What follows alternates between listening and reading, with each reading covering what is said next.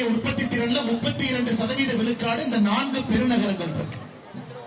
அப்ப ரிஷிவந்தியம் போன்ற நம்முடைய பகுதிகள் என்னன்னாங்க, விவசாயம் சார்ந்த பகுதிகள், கிராமப்புற பகுதிகள், கிராமம் சார்ந்த பகுதிகள். இங்க எல்லாம் நம்ம குழந்தைங்க படிச்சுட்டு ஊர் தாண்டி வேறொரு ஊருக்கு வேலைக்கு சென்று கொண்டிருக்கிறார். சென்னையா இருக்கட்டும், கோயம்புத்தூரா இருக்கட்டும், மதுரையா இருக்கட்டும், அல்லது தமிழ்நாட்டை தாண்டி பெங்களூரா இருக்கட்டும், ஹைதராபாத்தா இருக்கட்டும், இன்னைக்கு சிறு நகரங்களிலே நம்மால் வசிக்க முடியவில்லை. குறிப்பாக ரிஷிவந்தியம் போன்ற விவசாயம் சார்ந்த ஊர்களில் நம்முடைய குழந்தை செல்வங்கள் எல்லாம் ஊரை விட்டு வெளியே போக ஆரம்பிச்சிட்டாங்கம்மா. இன்னைக்கு இது மிகப்பெரிய பிரச்சனை. ஊர்ல இருக்கிறவங்க எல்லாம் வயதான நம்முடைய தந்தை தாய் பெரியோர்கள், பாட்டிமார்கள், தாத்தாமார்கள் இவங்கதான் இருக்கிறாங்க. வளர்ச்சி என்பது நம்ம எட்டி பார்க்கலீங்கம்மா, நம்மை பார்த்து தொட்டு கூட பார்க்கணும். அதுவும் குறிப்பாக ரிஷிவந்தியத்தினுடைய பெயரை பாருங்க. நான் வருவதற்கு முன்பு நம்முடைய சகோதரர் பேசிக் கொண்டிருக்கும் பொழுது சொன்னார், ரிஷிகள் இந்த காட்டினுடைய வனப்பகுதியிலே வந்து வாழ ஆரம்பித்தார். அதிலிருந்து ரிஷிவந்தியம் என்கின்ற பெயர். ரிஷிகள் அதிகமாக வாழ்ந்த ஒரு ஊர்.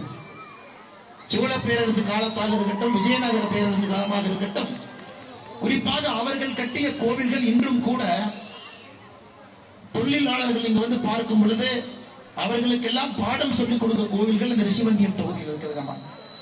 குறிப்பாக இங்க இருக்கக்கூடிய அர்த்தநாரீஸ்வரர் கோயிலாக இருக்கட்டும், ஆதி திருவரங்கமாக இருக்கட்டும், சோழபாண்டியபுரத்தினுடைய கல்வெட்டுகளாக இருக்கட்டும், ஜம்பை கோயிலாக இருக்கட்டும், இதெல்லாம் வரலாற்று ஆய்வாளர்கள் யார் இருக்கிறாங்களோ அவங்களுக்கு பாடம் எடுக்கக்கூடிய கோவில். அப்படிப்பட்ட ஒரு புண்ணியமான மண்ணுது. எல்லாவற்றையும் தாண்டி 2011 தமிழக மக்கள் எல்லாம் ரிஷிவந்தியத்தை நோக்கி பார்த்துக் கொண்டிருந்தார்.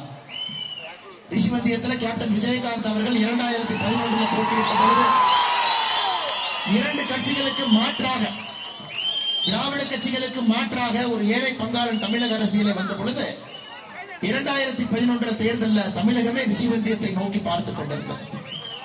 அவரை வெற்றி பெற செய்து கேப்டன் விஜயகாந்த் அவர்களை எதிர்கட்சி தலைவராக மாற்றியது இந்த ரிஷிவந்தியம் சட்டப்பேரவை தொகுதி. அப்படிப்பட்ட ஒரு சரித்திர, ஒரு அற்புதமான ஒரு அரசியல் புகழ் ரிஷிவந்தியத்திற்கு இருக்கு. எல்லாம் பார்த்தாங்கம்மா, முழுவதுமாக கிராமம், முழுவதுமாக விவசாயம், முழுவதுமாக பார்த்தீங்கன்னா இவ்வளவு பெரிய ஊருங்க ஐயா, இவ்வளவு முக்கியமான ஊர், சரித்திர காலத்தில் இருக்கக்கூடிய ஊர் இன்னைக்கு தாலுகா கூட இல்லை. ஒரு தாலுகா கூட நம்முடைய ரிஷிவந்திய பகுதி இல்லாமல். இதே தொகுதிக்கு இப்ப இருக்கக்கூடிய முதலமைச்சர் திரு மு.க. ஸ்டாலின் அவங்க வந்தார். தேர்தல் பரப்புரையின் பொழுது அவரே சொல்லிட்டு போனாரு, நாங்கள் ஆட்சிக்கு வந்தால் ரிஷிவந்தியத்தை நிச்சயமாக தாலுகாக மாற்றுவோம் என்று. செய்திகளை உடனுக்குடன் தெரிந்து கொள்ள உடனே சப்ஸ்கிரைப் பண்ணுங்க.